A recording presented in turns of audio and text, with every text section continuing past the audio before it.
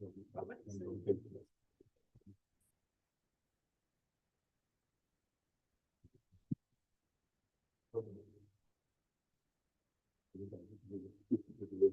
evening, everybody. Thank you so much for coming, particularly in such a peaky night. Excellent that you're here for the launch of the Pamphlet Israel, the movement for you, racist state. And I'd like to start by thanking the Lighthouse Groups very, very much indeed for hosting this event. Really appreciate it. So we have on the right the author of the pamphlet, Neill Rogall, who has been active in Palestinian cause for about 50 years, and is a member of, correct me if I get it wrong, Haringey, Tottenham, Palestine Action, and also a member of RS21, as am I. My name's Leslie, by the way. And Yasmin is also a member of RS21 Edinburgh branch. Yasmin, she, her.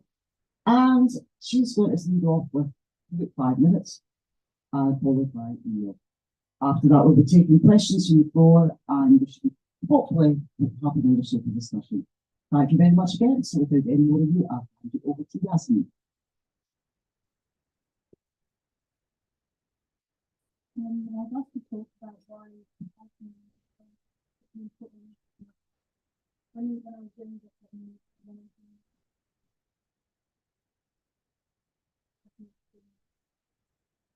and then as I got older, much of it was for people of color or Muslims or Jewish people or demoralise people, for example, it's now become a moral issue, so it doesn't affect just sort of brown people or Muslim people. It's now an issue that the whole world should look at and focus on. Certainly with what's going on and the increasing worries about perhaps it leaning on to doing genocide. I think it's important that everyone acts to help Palestine. It's not an issue that only certain minorities should focus on, but rather everyone if they have a moral compass.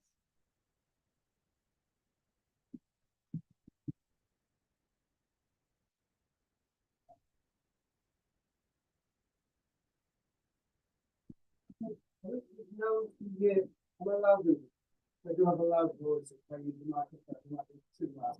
So tell me if you can't hear me and I'll okay, but known for years, I think, that Israel is a violent, racist. The microphones for the 15 people watching online. Ah, so they need okay. Is this, yeah. Okay. Thank you. Right. So again, we know for years that Israel is a racist, violent, apartheid state. I don't think that's new probably to anybody.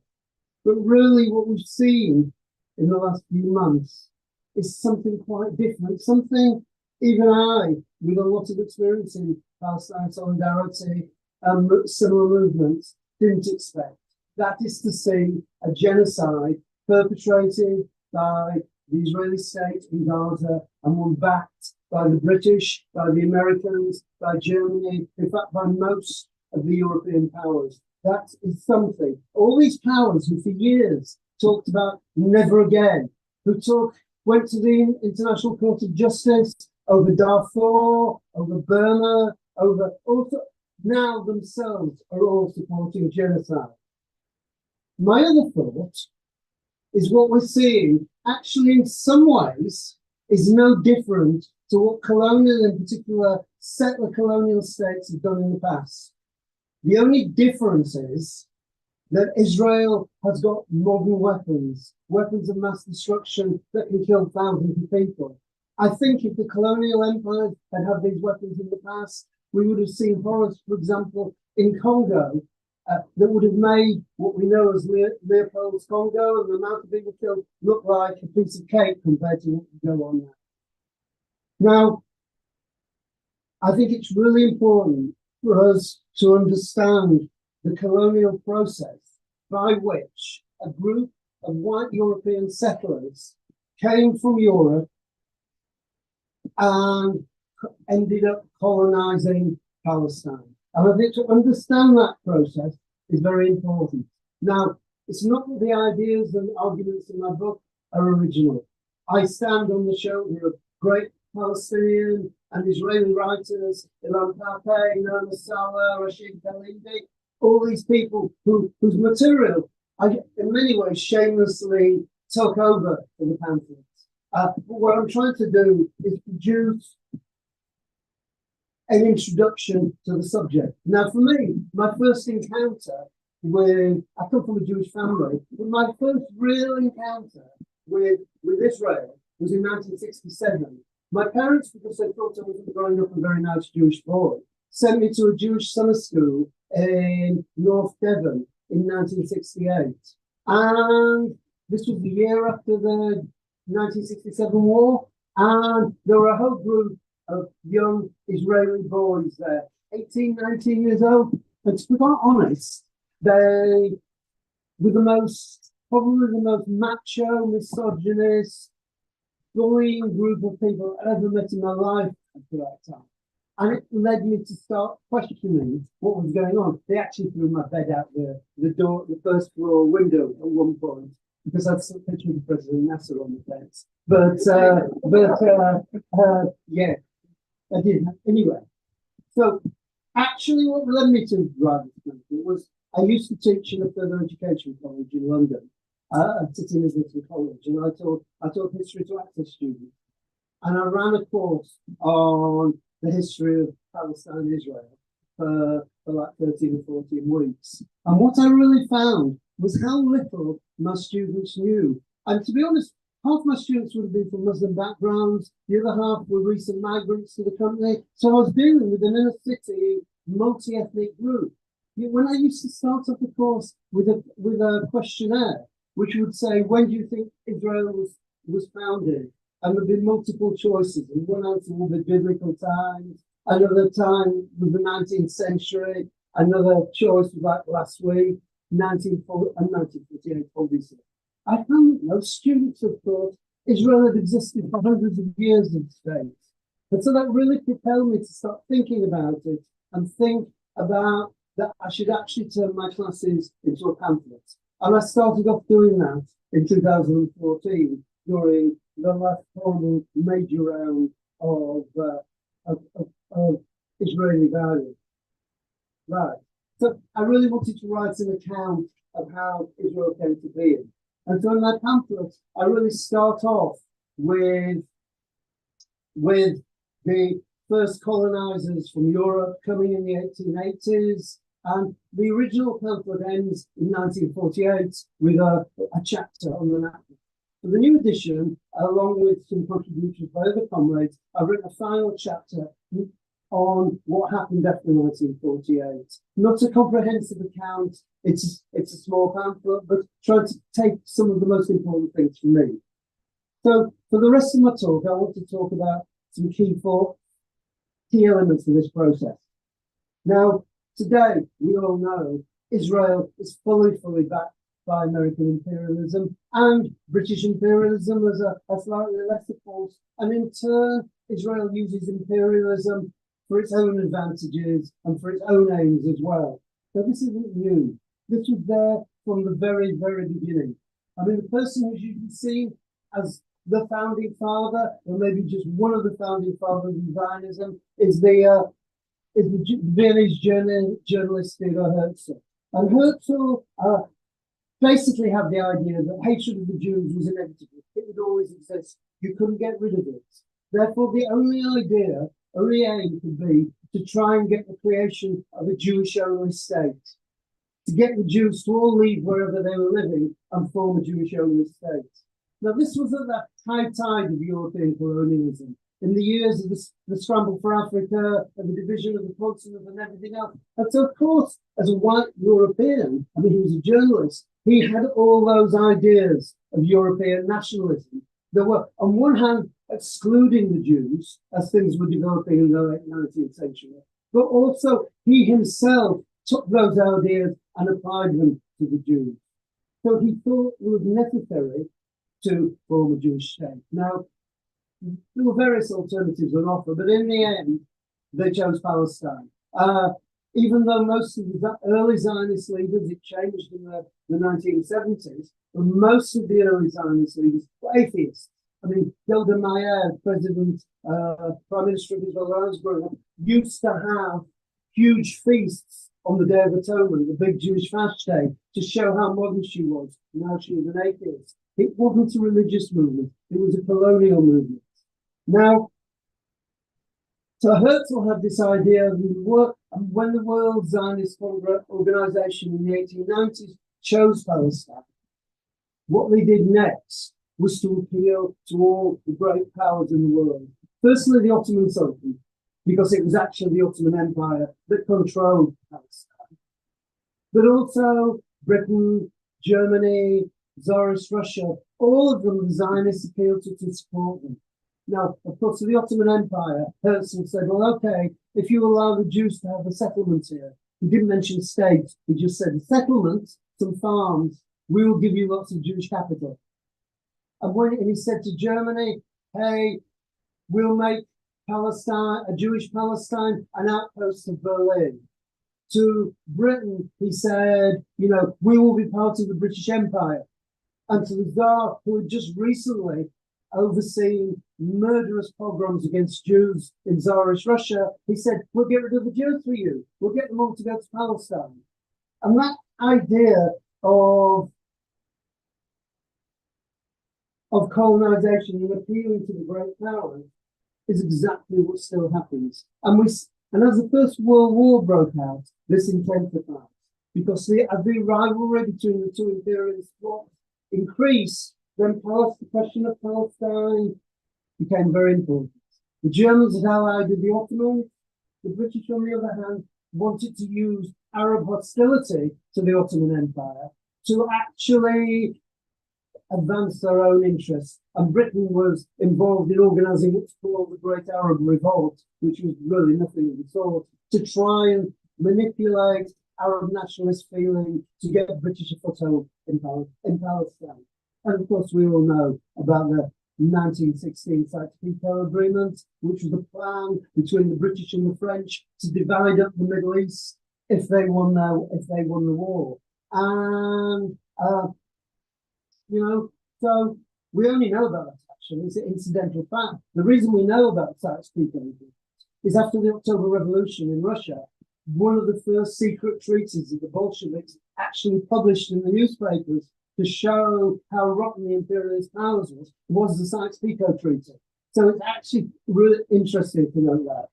Now, the British Prime Minister, David Lloyd George, the Liberal at the time, was a fervent Methodist. He hated the Ottoman Empire, but he'd grown up at chapel, hearing tales about Old Testament stories about the Jews in Israel. And therefore the call for a Jewish colony in Palestine sounded to him like bringing back the Old Testament days. And similarly, but to be honest, that wasn't the real reason for the Balfour Agreement, which is perhaps the most infamous moment in British imperial history of the period. The Balfour Agreement said there would be Britain, if it controlled Palestine at the end of the war, would create a Jewish national home in Palestine. Not a Jewish state, mind you. I mean, the Zionists were really happy, but they actually met the next year and said, hey, we don't want a Jewish national home in Palestine. We want a Jewish state. But tactically, they were clever and kept their mouths shut. Now, this didn't mean that the British government was somehow pro-Jewish. And it's important to understand that. Actually, Lord George Balfour himself, who was the architect of the first really major racist law in British history, the Aliens Act in 1905, hated the Jews. But what he liked was the idea of A, getting rid of the Jews, but B, the idea of creating a Jewish settler colony in Palestine that would help defend the route to India. Because at the end of the war, the most important colony for Britain, right until 1947, when South Asia got its independence, was always British India. British India was the largest, most financially profitable, the most important military of all the colonies.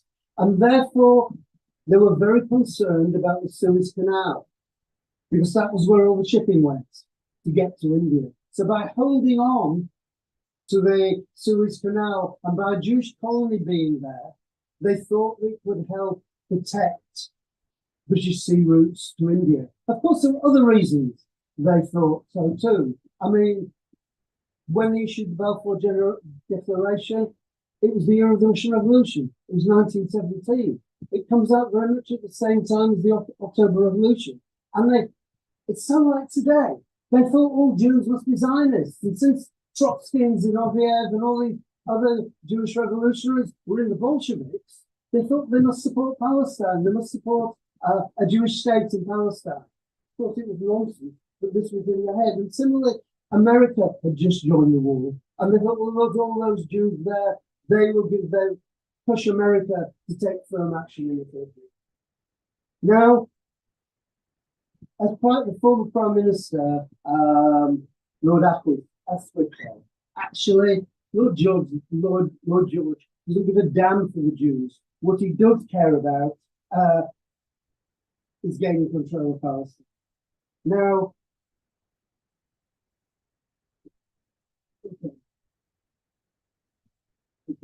now you might ask, what about the Palestinians? Did they figure in British plans? Well, actually, they did make promises. We mustn't do anything that will harm the interests of the people who live there.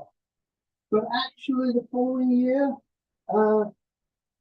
Lord Balfour put it, he said, Zionism is of much more profounder importance than the desires of the Arabs who live in that country. In other words, as far as they were concerned, brown and black people didn't matter. And that's actually true about, you know, when you still hear Zionists saying, there was nobody living there when we came. That's because brown and black people weren't counted. Only white people mattered. That's why they saw the country then. Okay, so how we do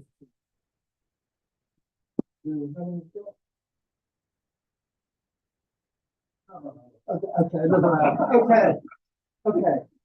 So the question I really want to deal with, if I've got a chance, I'll speak about something else at the end, but I want to deal with why were the Zionists successful? And I think there's a number of reasons that are very, very important. The first is that the Zionists built a settler-only economy. Now, when at first Jewish colonists came to Palestine and bought agricultural land, usually from absentee landlords, they would employ Palestinians to work on the land. Usually Palestinians had just been evicted from the land, who'd owned the land, but because there were no documents, people didn't have documents, they were kicked off the land and then they would re-employ. And so you would have and that would be the case in businesses in Palestine too. Now there was a problem. This worked well until the end of the First World War. But once Britain had got Palestine as a colony, a so-called mandate, and suddenly you have large numbers of Jews coming from Eastern and Central Europe in particular to Palestine, there was a problem. Because they were having to compete alongside Arab workers for jobs, and wages were low. Wages were at the level of what a Palestinian farmer worker would expect. Now, to Jewish workers coming from Europe, that was not enough to live on. And in the early years after the 1920s, many of them just said, fuck it, I'm going home. I can't live on this. So there was a problem for the Zionist leaders if they were going to create a place that Jews would want to come to. So the question then becomes, what do we do? Now, what was decided, and this is key to the whole development, is the Yishuv, which was the Hebrew name for the Jewish settlement in Palestine, decided that they needed to create a closed economy.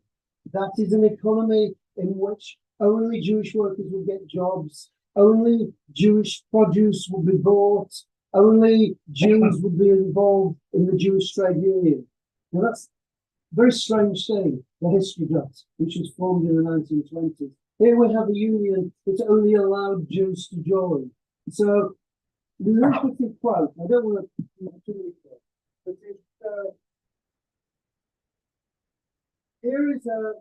David Hakouri, who was a leader of the history of the Zionist trade union in the 30s and 40s. And he reminisces about his early days. And he says, when I joined the Socialist Students Club in London, there were English, Irish, Jews, Chinese, Indians, Africans, all under English domination.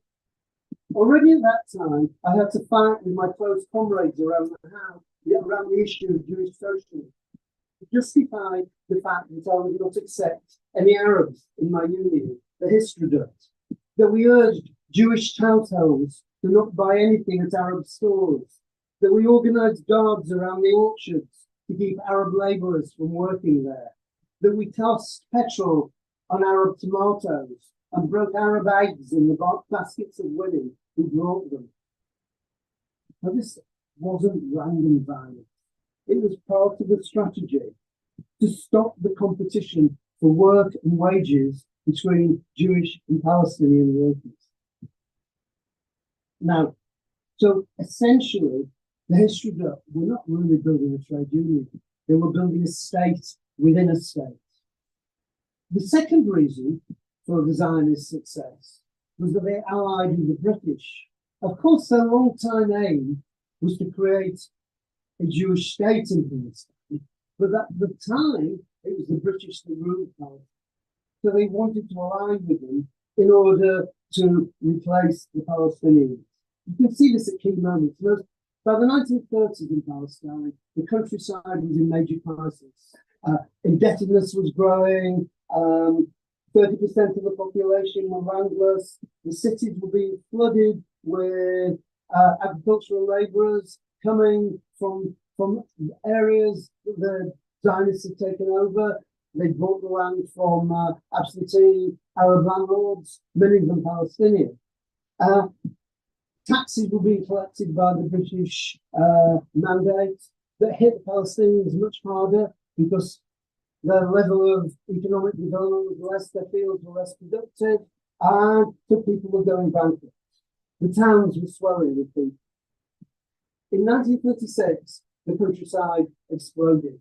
For 3 years, the country was in flames.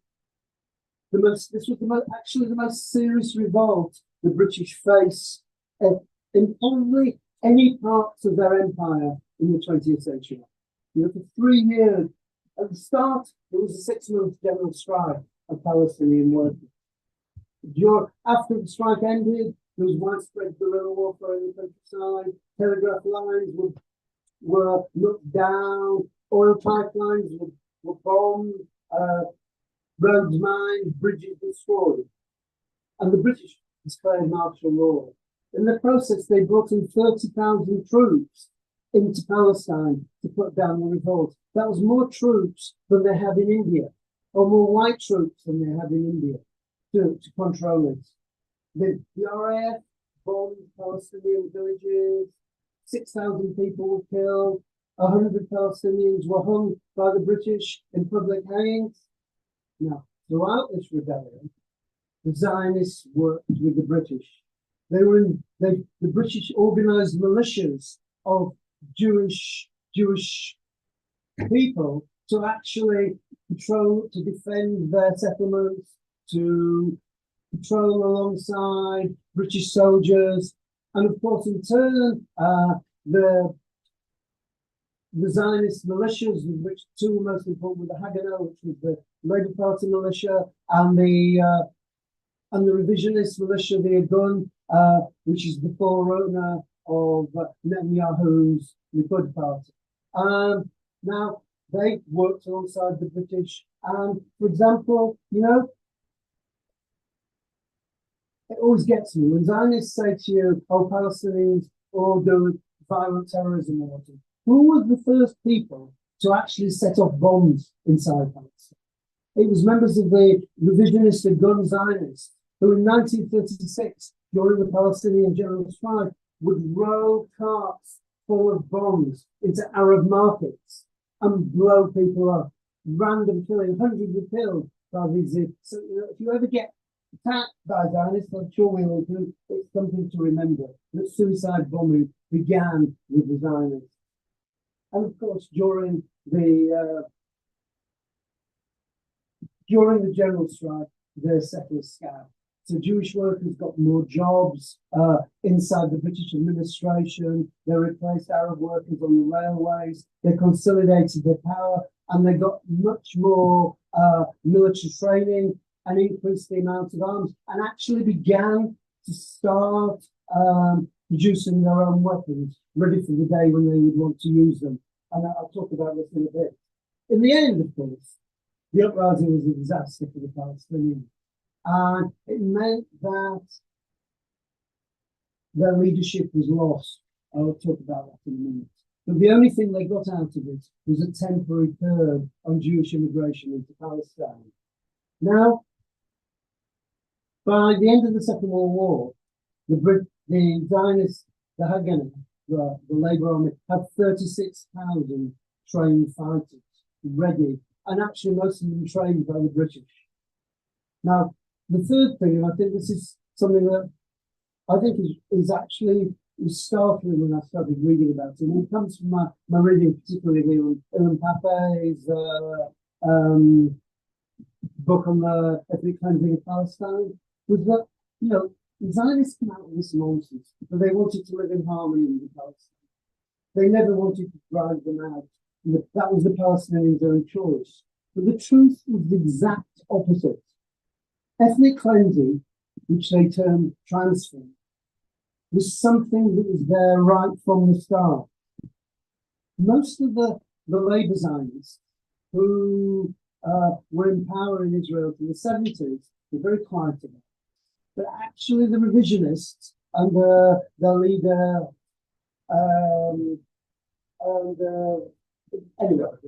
Jabotinsky, just going that Jabotinsky actually wrote, there he was.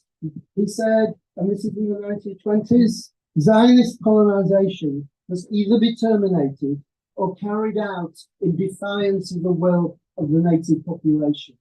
This is not in 1948, this is not now, this was back in the 20s and 30s. So you find that the Zionists started planning the Nakba as far back as the 1930s. By the late 1930s, the Zionists had mapped every Palestinian village in the country. They knew what crops were grown, they knew how irrigation was, they photographed every village, they knew where they got water from, they knew where the roads went, and they had files on every Palestinian male between the age of 18 and 60. And they knew for all of them, what was their attitude to the Jewish settlements? Had they fought in the Palestinian uprising? Had they killed a settler? They knew, they had it all written down. So when 48 comes around, they already have these files. And they recruited Palestinian collaborators, people who were willing, for all sorts of reasons, to collaborate with the Zionists and would pass them information. So by the time 1947 comes, when the Zionist militias were ready to seize as much as they could of Palestine, they already knew everything. They have lists of people they plan to kill. And once the UN partition resolution was passed in 1948, the Haganah, now the Israeli Defense or the Israeli Occupation Force, as we actually ought to call it, so-called most moral army in the world, moved into action. They would enter a village along with their Palestinian collaborator, whose head would be in a sack so nobody could see who it was. All the men of the village would be lined up, and then the collaborator would point out the ones for them to kill. And then they would be killed. In some cases, in some villages, Ilan Pappé discusses it, particularly the massacre at Santora, that women were raped in front of their partners and in front of the whole village, all in the order of terrifying.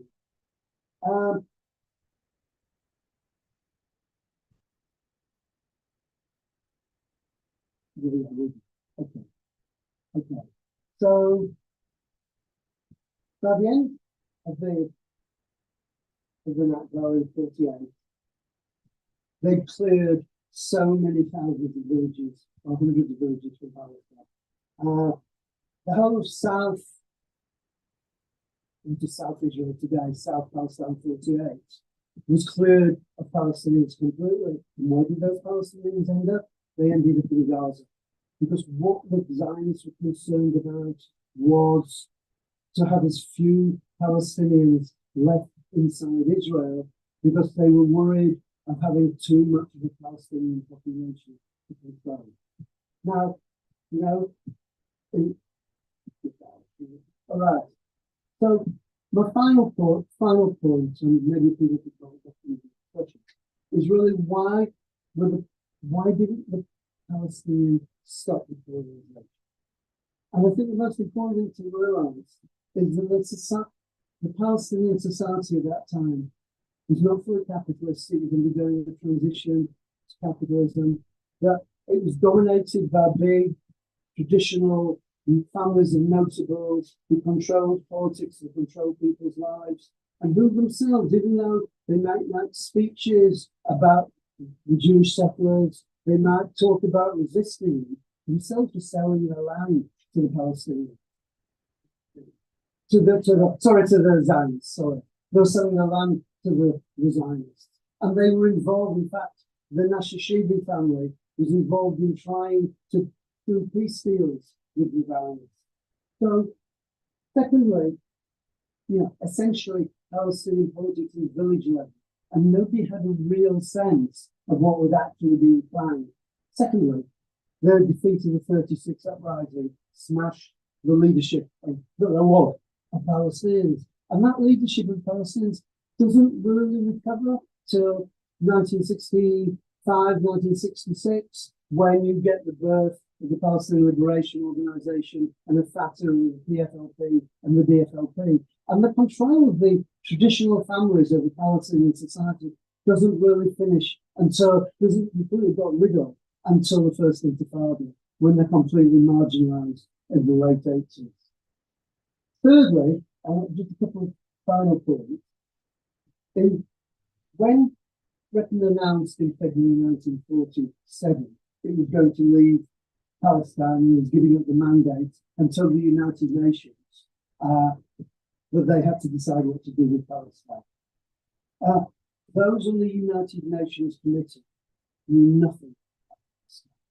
They were lobbied by the Zionists, who deliberately presented themselves as cultured, sophisticated, modern people, and described the Palestinians as backward and ignorant. And that had a big effect on the UN, because the UN at that time was still a white European and North American organization with a few exceptions.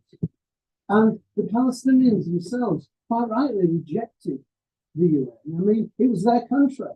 Why were they going to collaborate on a partition resolution? And of course, the Palestinians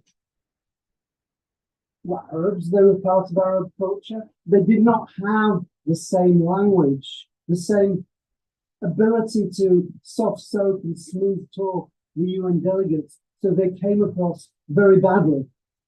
So, the result was the United Nations vote.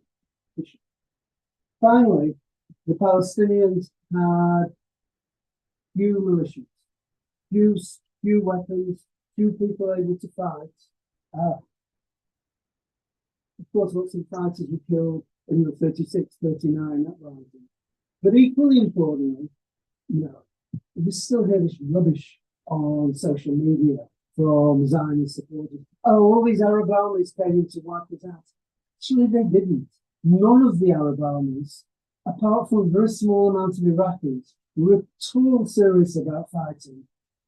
King Abdullah of Jordan was actually in charge of all the Arab armies.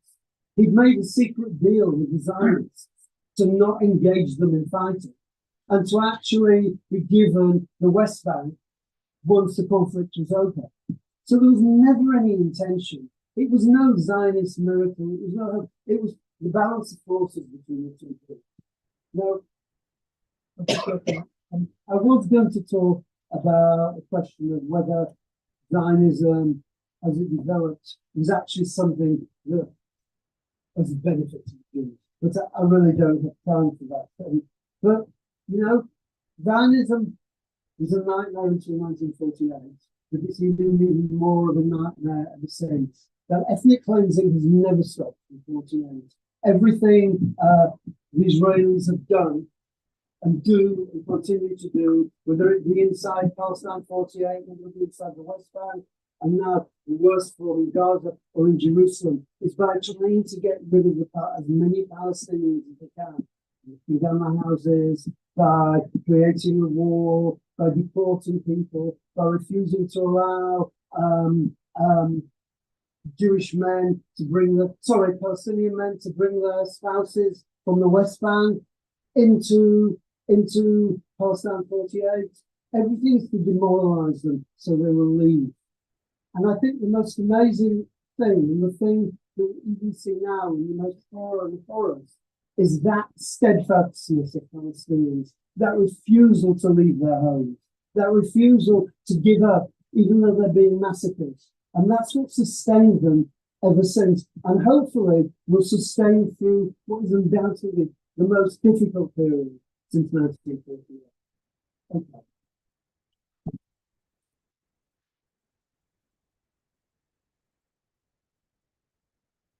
That was absolutely fantastic. I mean, it was brilliant. And I mean, honestly, I could listen to you all night. It's just a shame that we've only got an hour, but thank you so much. And I'm really sorry that you had to. And Jasmine, all of Yasmin also, that was wonderful. So, we've still got, I think, about 20 minutes. Could I ask you, could you maybe give me a signal when you've got 5 minutes left? So I know. Thank you very much. So, I found out so much I did not know. I had no idea about the events of 36 to 39. Needless to say, I didn't get taught about this at school. I'm sure lots of people have got things they'd like to ask or comments they'd like to make, so please stick your hands up.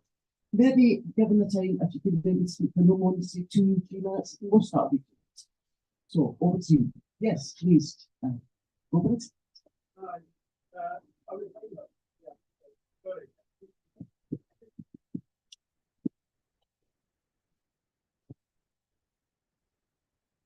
Well, well, it's a great book and a great speech, and I very much enjoyed listening to it. But I was flicking through the book earlier, and I was looking at, you've got a section in the middle about the Nazis and the Palestinians, and you've given it 2 or 3 pages. Now, I've been studying this, and I was aware that there was some issues with the Mufti and Hitler. But what I was more interested in was the Havara Agreement, where the Zionists worked with the Nazis. But you've not mentioned that. Oh, I couldn't find it. Sorry, right, okay, fair enough. That to me was quite a disgusting period to show that the Nazis were working with the Zionists.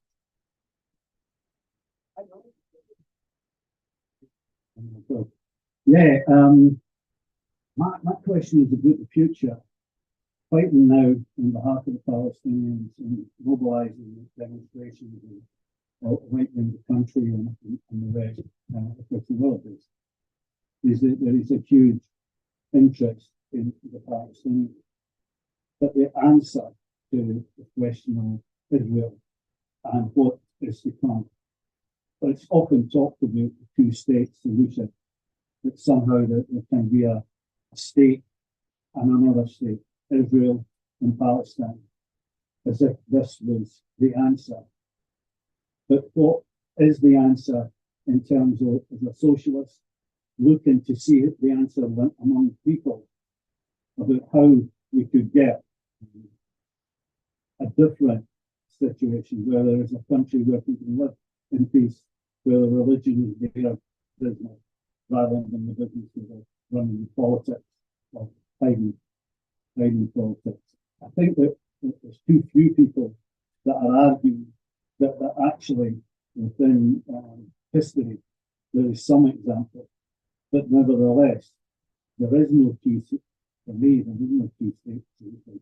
There is only a state that everybody can live together and be Muslim or be follow the Jewish religion or whatever. That seems to be such a difficult question to be seen realistic. But to me, that's still the fight that we have to have and trying to explain how a different world could emerge rather than a continuation of the argument of the two states that seems to be the imperialist answer.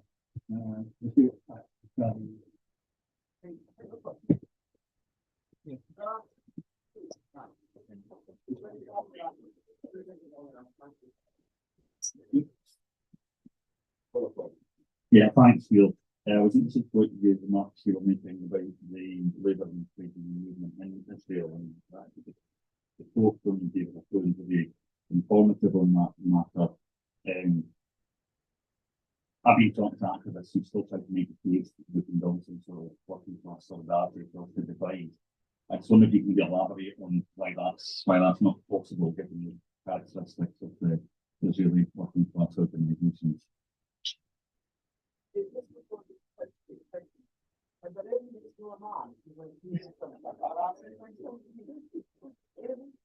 We have an online question from someone here as well.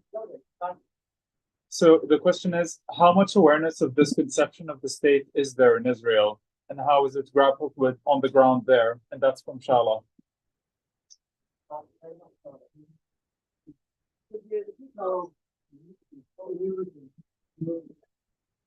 How much awareness of this conception of the state is there in Israel, and how is it grappled with on the ground there? How much conception of the state is there in Israel, and how much is it grappled with underground there? The Shabbos, is that right? Thank you very much. Right,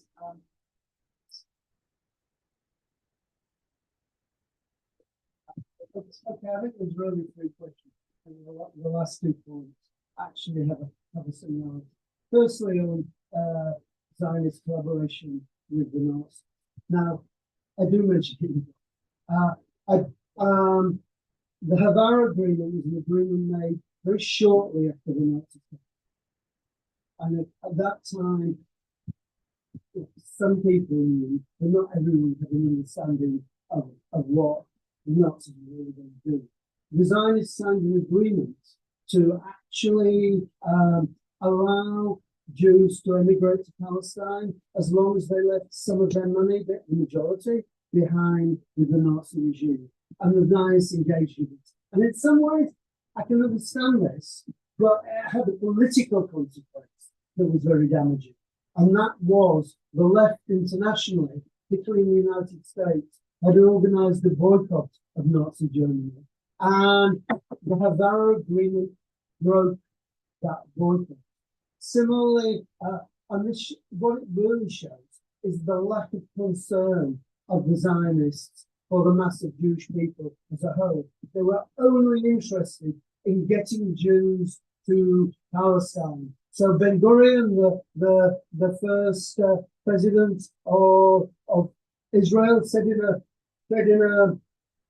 an interview, if we could get all the Jewish Jews across, all the Jewish children across to Britain and America, or we have the chance of getting half the children to Palestine, I would rather have the latter, because without getting them to Palestine, we will have no Israel.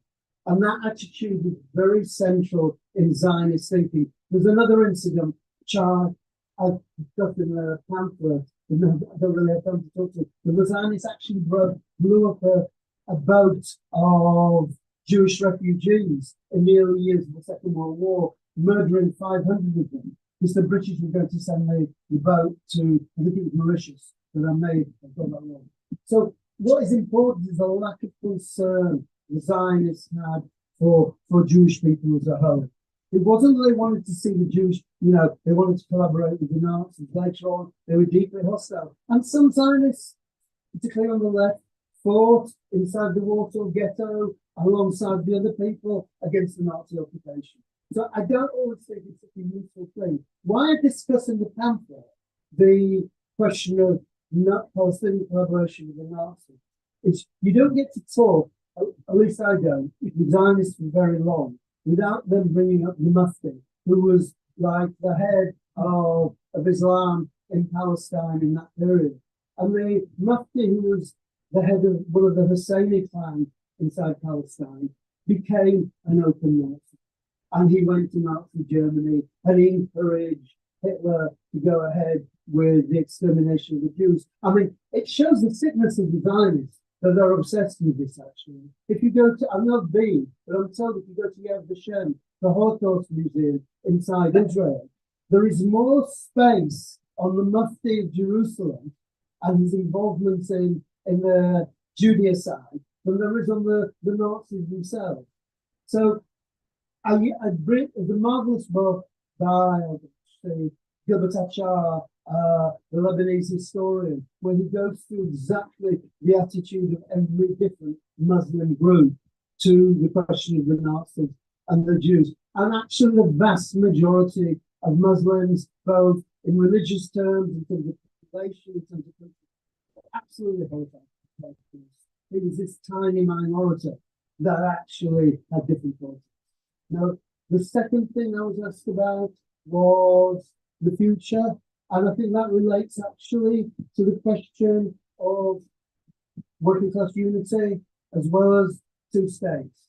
Now, it said, I was in Palestine in 2018, and I met with the organisers for Palestinian charity called Edinburgh, which is funded by War on Want in Britain, which is an organisation that deals with Palestinian prisoners, of which, as you know, there were thousands upon thousands.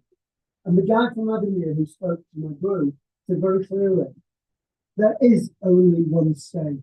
We already have a one-state solution. It just so happens that sometimes the Israelis allow the Palestinian Authority in the West Bank to pretend it has a state, to pretend it has independence. But in reality, it's part of Israel, and Israel can stop the funds for the Palestinian Authority anytime that it wants. And the Palestinian Authority runs Israeli jails for the Israeli state and assassinates Palestinians who Israel wants to get rid of on some occasions. So there is only one state. And in reality, if you look at the West Bank, there are 700,000 settlers if you include Jerusalem. Now, so the dispersing of the two populations is already there. Now, what the problem is at the moment is that it's a one-state solution in which the Zionists are superior. The Zionists control everything. It says in the new Israeli constitution that everything belongs to the Jews and the Palestinians are only there because we let them. We need to get to a situation where actually there's a democratic state in Palestine with rights for all minorities, one person, one vote, and the rights of the refugees to return. That is the only way to get peace. And if some of the Zionists want to leave, well, more likely to be the more recent settlers, let them go back to Brooklyn, you know, where many of them come from. So that's my thoughts on that. In terms of working class unity, the problem is, it's not just a question of settler working classes, and settler working classes have always been closer to the regimes than closer to the oppressed working class. It was the case in Algeria. French settler trade unionists in Algeria were as hostile as the Zionist trade unions are to the Palestinians. But it's also something much more practical. And this is something I've only realized recently, hearing a wonderful speaker, if anybody ever gets the chance, a Palestinian woman, Faria El Sana, who is based in London now. She comes from Haifa. And she argued at a meeting I was at recently that actually when Jewish workers in Haifa, in Israel 48, go on strike or demand something, their gains always come at the expense of Palestinians. So when there was demonstrations a couple of years ago calling for more housing for Jews inside Israel, how did they get some of them? They evicted more Palestinians, both from their villages, to build new settlements, or they took over their homes in Jerusalem. So the gains of the Jewish working class come directly at the expense of the Palestinian working class. And of course, the Jewish working class, you know, Pat Stack, who some of you may know, said to me the other day, you know, we used to talk about Northern Ireland and say the difference between the Protestants and the Catholics was tuppence halfpenny looking down on the tuppence. It's not like that in Palestine. It's a £5 note looking down at a penny. The difference in living conditions, the differences in rights are so great, and the Jewish working classes' wages are subsidised by America, by Germany, with the aid that they give. So it seems to me completely impossible to actually envisage a situation where there will be working class unity. That doesn't mean you can't have individuals who break with Zionism in the long and very honourable tradition of Israeli Jews breaking with Zionism, putting their lives at risk from anarchists onwards, but they're always going to be a small minority.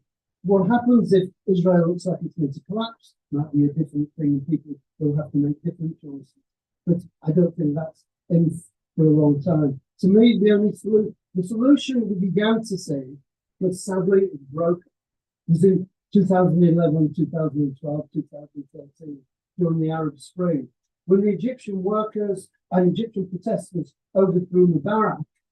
Suddenly, the Rafah Gate was opened. Suddenly, I know friends of mine who went into Gaza because they happened to be in Egypt. There was then solidarity between Palestinians and Egyptians. And there was the hope, because I don't know who it was. It was someone actually much longer past that I know, who said that, the road to Jerusalem lies through Cairo and Baghdad.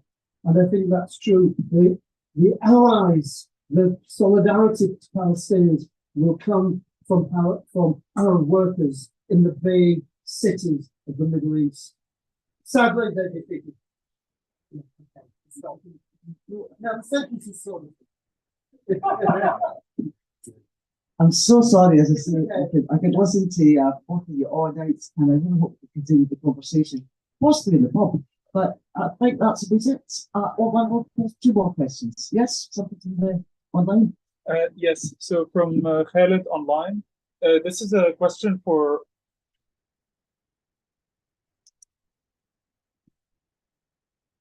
So from Khaled online, this is a question for Yasmin. For Edinburgh workers and students who want to organize with RS21, where should we go? So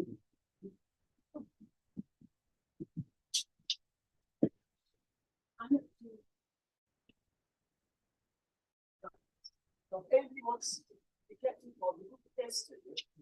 We'll keep your data secure, is to sign up to the email list, we send you information about what stuff. So just please consume. Online question, sorry.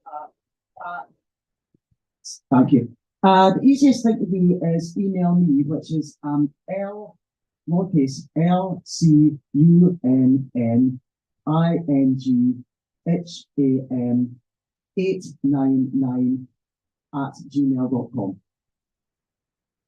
Got that? Thank you very much.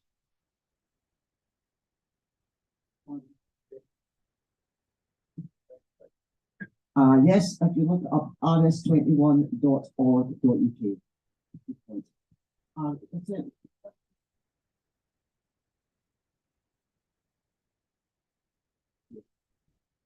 And there's another question from I. What about you? Sorry.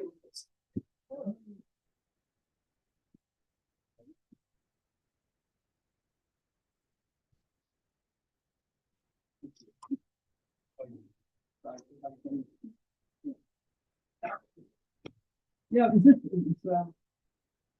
was just a general question, I suppose, particularly for folk who've been up here during the protests for Maybe Ugly and Maybe Leslie, about how intersectional some of the protests in Scotland have become. I'm thinking particularly on Saturday, we saw the magnificent clear block that was a really great initiative, and I think similar things happened down south. And also it was great as well to see the folk from the climate camp, because I think folk are maybe joined up the dots there. So any comments on that would be much appreciated.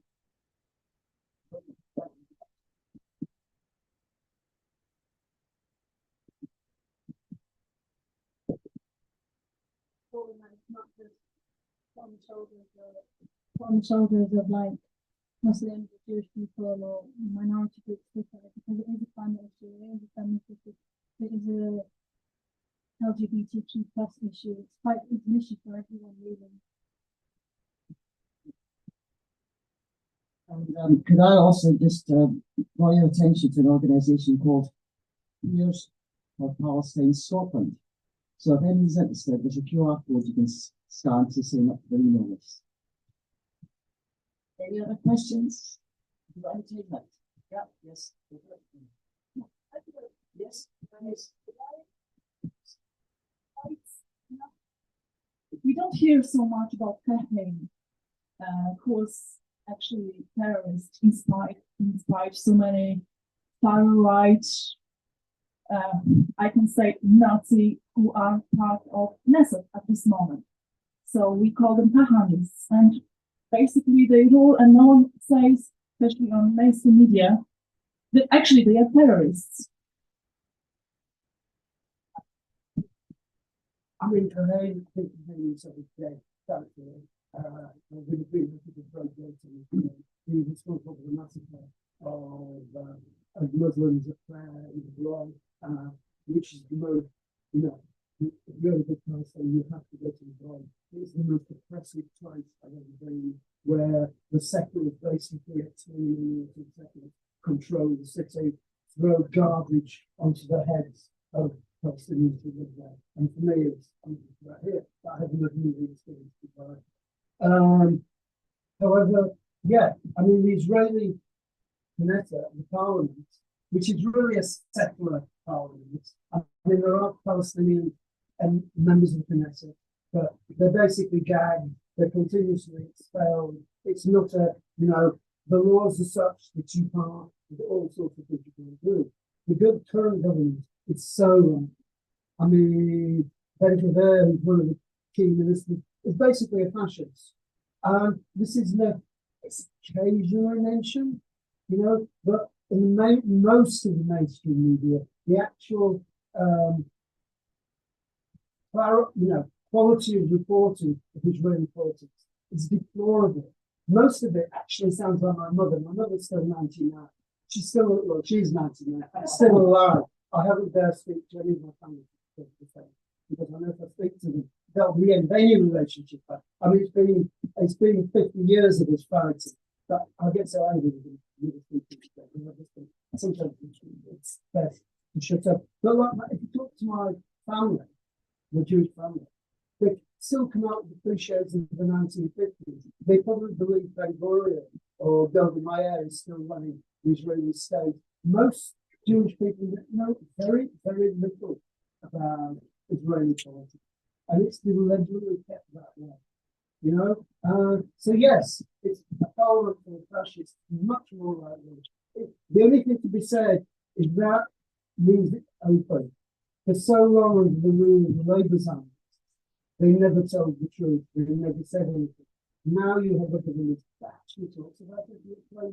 You have ministers who say, we want to kill all Palestinians, all Palestinian children will grow up to be terrorists. That's why we're murdering them. There's countless, before social media, there's countless speeches. And that at least is an honesty that we can use. But these people are hideous and horrible. Yes, and just very briefly, thank you very much indeed, Neil. You might have heard some nasty stuff about, you know, it's alleged that some Palestinians maybe aren't very nice to queer people. Now, obviously, there's in any group of people, there's going to be some folk who are criticized and not very nice. But I just, correct me if I'm wrong, but I believe that the Israeli government recently said they were going to deny health care to LGBT people. So any of that pink wash you get is a load of nonsense. There's no mere homophobia or transphobia or any kind of nastiness amongst Palestinians or any Muslim people than you'll find in any other group of people in the world.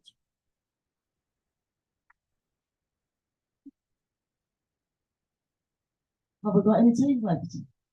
Got it? Oh. I just wanted to, maybe some of you marched on Saturday, but there was a follow-up march in Glasgow on the 17th, we're trying to arrange transport to get people through there, encouraging people to get through there. Our comrades in Aslick might stop us from getting on a train as they fight their battle, but we're trying to get a convoy leaving from the Park and Ride at the Heriot Walk, and details will be provided on Saturday at 1 o'clock at the bottom of the mount for the follow-up meeting. Yeah, I think that it was a great demonstration on Saturday. Thousands of people were there, and we've been marching and demonstrating for 8-9 weeks now, and there doesn't seem to be any end to it because the conditions in Gaza and the West Bank didn't allow us to have a respite. But we are trying to make things happen elsewhere rather than just rallies and marches. There is things happening all over the place. Ian Murray, well-known hero of the left, is saying that so there is mass leafleting about constituency. We've done on Sunday, but we're trying to get a leaflet on everybody's door saying ceasefire now, ending genocide, and maybe Ian Murray will feel the heat that comes with that. So there is other things as well. So, yeah, come along Saturday and mobilise for the 17th and get through to Glasgow, where we're going to have an Edinburgh walk on the demonstration. So make banners that say Edinburgh. To be honest, the Glaswegians have been really praiseworthy for what we did on Saturday, and they hope to end it. Thank you. Right, and again, I can listen to all night. But we haven't got all night. We've got to get out. We want the lighting speech to happen. But other things today. Thank you so much again for coming, and thank you so much again for lighting speech. You're all been amazing. And thank you for our wonderful speakers, of course.